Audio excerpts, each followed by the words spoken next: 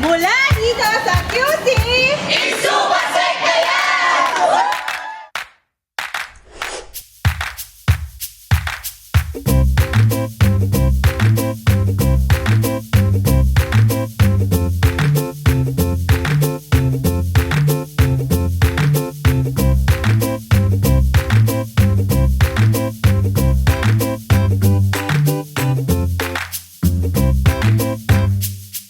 Today marks a significant milestone for the SUFASEC project under the Down to Zero Alliance. We heard from volunteer parents who shared that through the SUFASEC project, they were able to build stronger and more open relationships with their children. From the very beginning, SUFASEC has never been the work of a single organization. It has been powered by a movement, by diverse stakeholders who chose to stand together to protect and empower girls and children.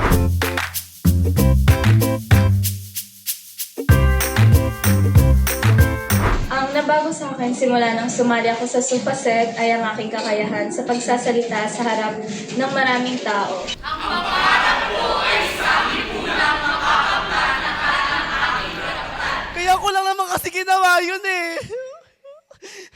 Kasi yung mga pangangailangan ko, hindi nyo mabigay. Tara! Samahan mo ako! Tropa ko yung kapitan doon. Kap! Itong anak ko, dinuruan ng mga pabok. Gumawa ng kung ano-anong video. Ligtas ang batang may alam at mas ligtas ang batang may gabay. Kaya sana, Tuparin ang aming mga sana.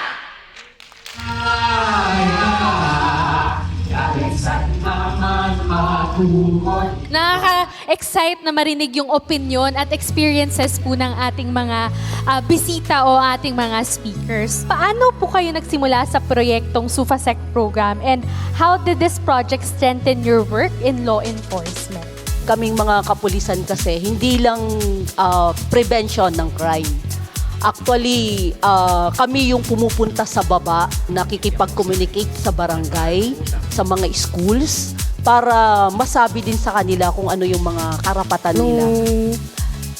Sa Ibatas po, ang USAIC at SISAM, ang barangay po at ang mga ahensya ng Maynila, ng local at ng city, kasama na rin po yung mga PISONet owner. Binahagi rin namin sa kanila na matulungan din kami sa community na maiwasan yung mga ganong pangyayari about sa social exploitation sa social media. nagkanta kami ng Safer Internet Caravan sa buong barangay sa Dasmariñas. Yung mga youth facilitators, tulad ng mga umakting po kanina, naatasan sila na magturo tungkol sa mga karapatan ng bata, paano maging safe online, and kung kanino sila pwedeng lumapit at magsumbong kapag sila ay naaabuso na. Nung na-involve na ako sa SUFASEC, under ng Plan International is ang dami nating natutunan, no? Di lang pala kami isang bakla, kundi meron din pala kaming karapatan na maging protection and maging masaya. mula dito sa QC, Isupasek na yan! Supasek!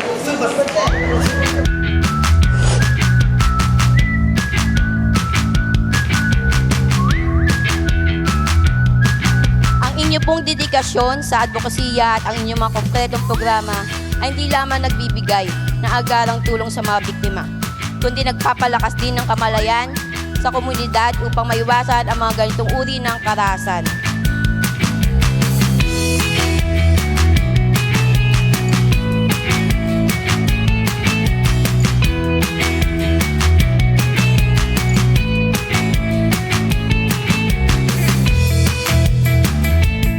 Ang bawat karahasan sa kabataan ay hindi problema ng mga biktimang kabataan. Ito po ay nagiging problema ng lahat ng nandito sa imundong ibabaw. I once believed my role was simple to keep up with the world around me. But Plan International Pilipinas showed me the voice matters. They told me the speaking up is not wrong. It is necessary. Courage is not absence of fear, but the choice to risk for the greater good. Every session, every activity become a doorway to understanding. Seeds that you have planted will surely continue to grow.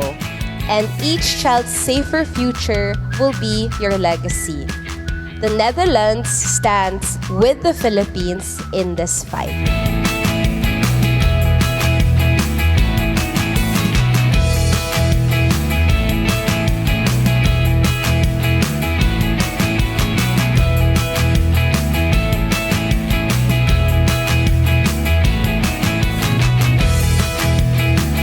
Plan International Pilipinas extends our heartfelt gratitude to each of you for joining us in this celebration of success and for journeying with us throughout the Step Up, the fight against sexual abuse and exploitation, or in short, SUFASEC. Your presence, partnership, and commitment have made this milestone possible. Hide away, they say, 'cause we don't want your broken part. Look out, 'cause here I come, and I'm marching on to the beat I drum. I'm not scared to be seen, I make no apologies. This is me, oh.